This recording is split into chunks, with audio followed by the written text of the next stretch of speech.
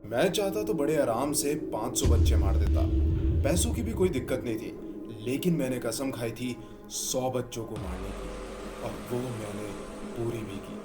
This was the confession of Pakistan's most brutal killer that they have ever seen. जब ये case सामने आया था तो लोगों ने अपने बच्चों को घर से बाहर भेजना बंद कर दिया था। This case attracted international attention not only because he was one of the deadliest killers in the history, लेकिन इसलिए भी क्योंकि जिस तरीके के उसके क्राइम्स थे, सेम ब्रूटैलिटी के साथ उसे पनिश किया गया, setting an example that Pakistan won't tolerate such criminals at all. Hello everyone, मैं हूं हाई प्रीस्ट। स्वागत है आपका कोर कलयुग में। A person goes by the name of Javed Iqbal was born in 1956 in Lahore, Pakistan. He was the sixth child of Muhammad Ali Mughal. Javed काफी rich family से belong करता था। उसके फादर एक जाने माने रिस्पेक्टेड ट्रेडर थे। Since childhood Javed was very close with his mother. छोटी उम्र से ही developed likings for people of his own gender, यानी कि वो लड़का होकर ही उसे लड़कों में इंटरेस्ट आने लगा। यहाँ तक कि उसकी फैमिली ने उसे कई बार लड़कों के साथ गलत हरकतें करते हुए भी पकड़ा। जावेद की फैमिली ने काफी कोशिश करी उसे समझाने की, उसे रोकने की, लेकिन ये सारी बातें वो इग्नोर कर दिया करता था। एक डर फैमिली को यह भी था कि अगर ये सारी बातें किसी बाहर के आदमी को पता चल गई तो उनकी फैमिली की बदनामी हो जाएगी। कुछ साल बाद जावेद के फादर शादबाग में 2 विलास खरीद लेते हैं, जिसमें से एक में जावेद की फैमिली रहती है और दूसरे में जावेद कुछ लड़कों के साथ। उसकी फैमिली को सब पता होता है कि वो वहाँ लड़कों के साथ क्या कर रहा है। वो काफी कोशिश करते हैं उसे समझाने की, लेकिन वो सीधा मना कर देता है ये बोल के कि मेरी लाइफ में इंटरफेयर मत करो।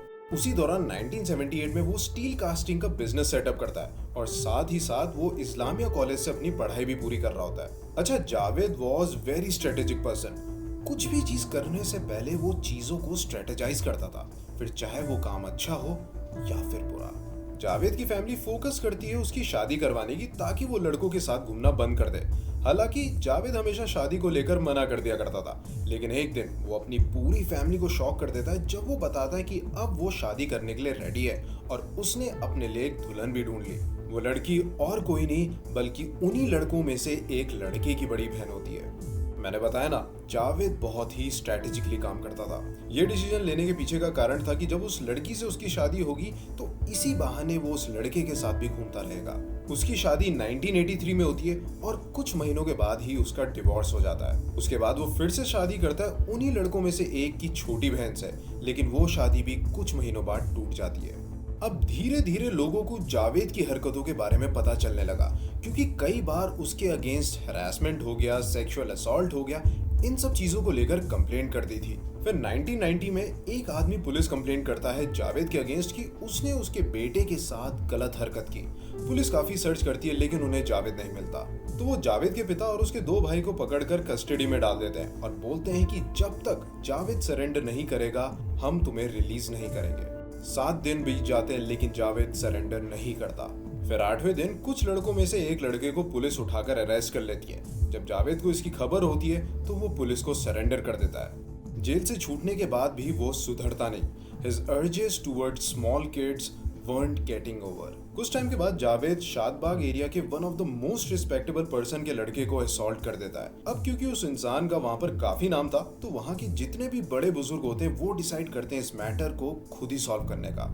वहां पर एक एरिया है गोलबाग करके, उस जगह पे पंचायत बैठती है। जावेद को बुलाया जाता है, उससे जुर्म कबूल करवाया जाता है, एक स्टैम्प पेपर पे लिखवा के उससे साइन करवाया जाता है कि अब से वो इस तरह की हरकतें नहीं करेगा। फिर उस स्टैम्प पेपर की 100 फोटोकॉपी करवा के उस एरिया में हर जगह फैला देते हैं। साथ ही जावेद को बोला जाता है कि वो 100 अलग अलग दुकानों में जाकर अपनी हरकतों के लिए माफी मांगेगा।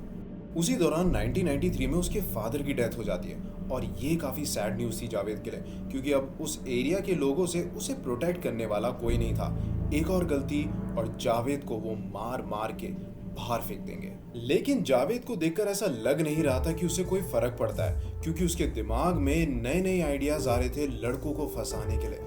पिता की मौत के बाद जब वसीयत बटी तो जावेद के हिस्से में 35 लाख रुपए आए, जिसकी मदद से उसने राना टाउन में एक बड़ा सा आलीशान बंगला बनाया। फिर 1995 में उसने बेसमेंट और स्विमिंग पूल भी बना दिया। जावेद को स्टाइल मारना, अपनी वेल्थ को फ्लैश करना, ये सब उसे काफी पसंद था। औरों के आगे स्टाइल मारने के वो कई सारी कार खरीद लेता है और उसमें लड़कों को बैठाकर घुमाता है। अब मैं स्टार्टिंग से बोल रहा हूँ कि वो लड़कों को घुमा रहा है, अपने साथ रख रहा है, तो आखिर ये लड़के थे कौन और कैसे इतना सब जानने के बाद भी वो उसके साथ रह रहे थे। ये वो लड़के थे जो कि काफी गरीब फैमिली से बिलोंग करते थे, जिनके पास खाने के लिए कुछ नहीं, पहनने के लिए कपड़े नहीं, रहने के लिए छत नहीं। तो उन लड़कों को अपने पास लेके आता था ये कहकर कि वो उन्हें वो सब चीजें देगा जिसकी उन्हें जरूरत है।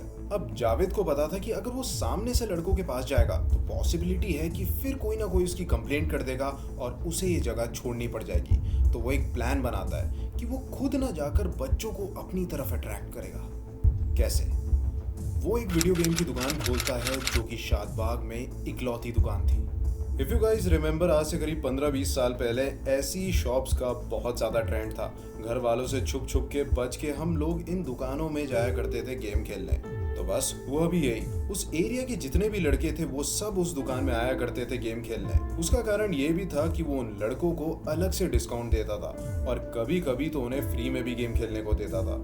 लड़कों को फंसाने के लिए वो जानबूझ के पैसों को जमीन में गिरा दिया करता था, फिर वेट करता था किसी के उठाने का। एक बार कोई उन पैसों को उठा ले तो वो उस पर चोरी का इल्जाम लगाकर उसको डराता, फिर अलग से एक कमरे में ले जाकर उसे वहां मोलेस्ट करता और बदले में उसे वो पैसे रखने देता ताकि वो अपना मुंह बंद करके रखे। ऐसा उसने कई लड़कों के साथ किया, जिस वजह से लोगों ने अपने बच्चों को उस दुकान में भेजने से मना कर दिया और धीरे धीरे उसको वो दुकान बंद करनी पड़ी। उसके बाद उसने कई तरीके आजमाए लड़कों को अट्रैक्ट करने के लिए। उसने एक एक्वेरियम शॉप खोली, उसके बाद एक जिम भी खोला, ये सोचकर कि लड़के आएंगे। लेकिन उसकी इमेज इस कदर बन चुकी थी कि वहां पर कोई भी नहीं आता था। इनफैक्ट उसने वहां पर एक एयर कंडीशन स्कूल भी खोला था जिसका नाम था द सनी साइड स्कूल, लेकिन वो स्कूल भी बंद करना पड़ा। फिर सितंबर 1998 को जावेद 2 मसाज करने वालों को अपने घर लेकर आता है और उन्हें सेक्सुअली असॉल्ट करने के बाद बड़े ही कंफर्टेबली बिस्तरे में सो जाता है, ये सोचे बगैर कि बच्चे भी हमला कर सकते हैं। और होता भी वैसा ही है। वो बच्चे सोचते हैं कि हमारे साथ ऐसा कैसा कर सकता है, तो बदला लेने के लिए वहां पड़ी हुई एक राइफल को उठाते हैं और बड़ी जोर से उसके मुंह में बार बार मारते हैं। इतनी बुरी तरीके से मारते हैं कि एक साइड से उसका स्कल डैमेज हो जाता है और उसको लाहौर जनरल हॉस्पिटल में 22 दिन के लिए एडमिट करना पड़ता है। वहां की लोकल पुलिस पहले रॉबरी की रिपोर्ट बनाती है, लेकिन बाद में उस रिपोर्ट को बदलवाकर जावेद के ऊपर इल्जाम डाल देते हैं कि वो लड़कों को मोलेस्ट कर रहा था। इस वजह से जब जावेद हॉस्पिटल से डिस्चार्ज होता है तो तुरंत पुलिस उसे अरेस्ट कर लेती है। क्योंकि इकबाल की फैमिली में से कोई भी उसकी मदद नहीं करना चाहता था, इसलिए जितना भी खर्चा उसके ट्रीटमेंट और उसकी जमानत में हुआ, उन सब में उसकी सारी प्रॉपर्टी बिक गई। जब वो जेल से बाहर आया तो उसे पता चला कि उसकी माँ चल बसी और उसको किसी ने भी इस बात की खबर नहीं दी। साथ ही उसने जो रिपोर्ट लिखवाई थी कि उसे पूरी तरीके से पीटा गया, उस पर भी पुलिस ने कोई एक्शन नहीं लिया। ये सारी चीजें बिल्डअप हुई और जावेद के अंदर इतना गुस्सा भर गया था कि उसने ठान लिया सबसे बदला लेने का। दिसंबर 1999 में पुलिस स्टेशन में एक डायरी और एक लेटर आया जिस पर एक कन्फेशन था, कन्फेशन जावेद का, जिसमें उसने मेंशन करा था कि उसने 100 लड़कों का रेप किया और उनकी बॉडी को काट के एक कंटेनर में डाला और फिर उसमें एसिड डाल के उन्हें मेल्ट कर दिया। इसमें जो बच्चे उसने मारे थे उनकी उम्र 6 से 16 के बीच थी। उसने ये भी बताया कि ये जो बच्चे थे ये मोस्टली लाहौर की सड़कों में घूमने वाले गरीब बच्चे थे। साथ ही उसने 75 बच्चों की तस्वीर भी भेजी जिनको उसने अपना शिकार बनाया था। इस पूरे कांड में वो अकेला नहीं था, उसके साथ 3 लोग और थे, साजिद अहमद उम्र 17 साल, ममाद नदीम उम्र 15 साल और ममाद साबिर उम्र 13 साल। जब पुलिस ने लेटर पढ़ा तो उनके हाथ कांपने लगे। दे वर कंप्लीटली टेरिफाइड कि कोई इंसान इतने छोटे बच्चों को इतनी बेरहमी से कैसे मार सकता है, वो भी 1 या 2 नहीं बल्कि 100 बच्चे। जब इन्वेस्टिगेशन शुरू हुई तो पुलिस जावेद के घर पहुंची। जैसी वो अंदर गए उन्होंने देखा कि वहां पर 2 बोरियां पड़ी हुई है। एक में लिखा हुआ 100 बच्चों के कपड़े, दूसरी में 100 बच्चों की चप्पलें। एक जगह पर लिखा हुआ था कि इस कमरे में जाओगे तो वहां पर एक ड्रम है जिसके अंदर बच्चों के टुकड़े पड़े हुए हैं। जब पुलिस ऑफिसर ने वो ड्रम खोला तो उनके हाथ जल गए और बहुत ही स्ट्रॉन्ग स्मेल पूरे कमरे में फैल गई। उसके बाद पुलिस ने जावेद और उन 3 लड़कों को बहुत ढूंढा, लेकिन उनका कोई नामो निशान नहीं था। पुलिस ने जावेद की फैमिली से भी काफी पूछताछ करी, लेकिन उन्हें भी कोई आइडिया नहीं था कि जावेद कहाँ है। फिर जावेद की बहन ने बताया कि उसका एक बैंक अकाउंट है और उसके पास 3 10-10 हजार के चेक है। पुलिस को आइडिया हो गया था कि जब इसके पैसे खत्म होंगे तो वो ये चेक को कैश करवाने जरूर आएगा। पुलिस हर दिन उसका वेट करती और वो दिन आ ही गया जब जावेद अपने लड़कों के साथ बैंक पहुंच गया। वो खुद ना जाकर साजिद को भेजता है चेक को कैश इन करवाने। साजिद जैसी बैंक के अंदर घुसता है पुलिस उसे पकड़ लेती है और ये देखकर जावेद वहां से भाग जाता है। फिर 31 दिसंबर 1999 को जावेद डेली जंग न्यूज़पेपर के ऑफिस जाता है और कहता है कि मैं यहाँ पर सरेंडर करने आया हूँ और जो भी मैंने क्राइम्स कमिट किए हैं वो सब एक्सप्लेन करूंगा विद द रीजन। वो बोलता है कि जब मैं हॉस्पिटल में था तो मेरी ये हालत देखकर मेरी माँ बहुत रोई और वो गुजर गई। मैं आखिरी समय में अपनी माँ के पास नहीं था। मेरी ये हालत उन 2 बच्चों ने की थी और जब मैंने पुलिस को कंप्लेन लिखवाई तो उल्टा पुलिस ने मुझे ही पकड़ लिया। मुझे बदला लेना था। मैंने ठान लिया था कि जैसे इनकी वजह से मेरी माँ रोई है, अब मेरी वजह से 100 माएँ रोएंगी। उसने ये भी बताया कि मैं लोगों को दिखाना चाहता था कि इतनी तादाद में बच्चे गायब हुए लेकिन पाकिस्तान की पुलिस ने कोई एक्शन नहीं लिया। इनफैक्ट कुछ लोग जो अपने बच्चे की कंप्लेंट लिखवाने गए, पुलिस वालों ने उनकी कंप्लेंट को इग्नोर कर दिया जस्ट बिकॉज वो गरीब फैमिली से थे। रिमेंबर व्हेन आई सेड कि जावेद बहुत ही स्ट्रेटेजिकली काम करता था, तो आखिरी में भी उसने वैसा ही किया। 31 दिसंबर उसने डेट इसलिए सिलेक्ट करी क्योंकि उसे पता था कि न्यूज अगले दिन छपेगी। अगला दिन यानी 1 जनवरी 2000, मतलब कि नए साल की शुरुआत में ही जहां खुशियां बंटनी चाहिए वहीं पाकिस्तान को अभी तक का सबसे डेडली किलर मिल गया। उसके बाद उसे अरेस्ट कर लिया गया और उसका कोर्ट में केस चला। यूजुअली ऐसे क्राइम के लिए उम्र कैद या फिर डेथ पेनल्टी दी जाती है, लेकिन इस बार कुछ अलग हुआ। पाकिस्तान के जज ने डिसाइड करा कि जावेद ने जैसा उन बच्चों के साथ किया था सेम उसके साथ भी वैसा ही होगा। उसके टुकड़े करके एक कंटेनर में डालकर उसमें एसिड डाल दिया जाएगा। ऐसी पनिशमेंट देने का कारण यह था कि आगे से कोई भी इस तरीके की घिनौनी हरकतें ना करे।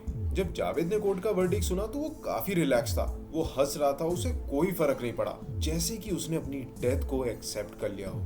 लेकिन इससे पहले कि जावेद को पनिशमेंट मिल पाती, अक्टूबर 8 की सुबह को जावेद और साजिद जेल में लटके हुए पाए गए। ऑटोप्सी रिपोर्ट में पता चला कि उनकी सुसाइड से पहले उन्हें बड़ी ही बुरी तरीके से पीटा गया था।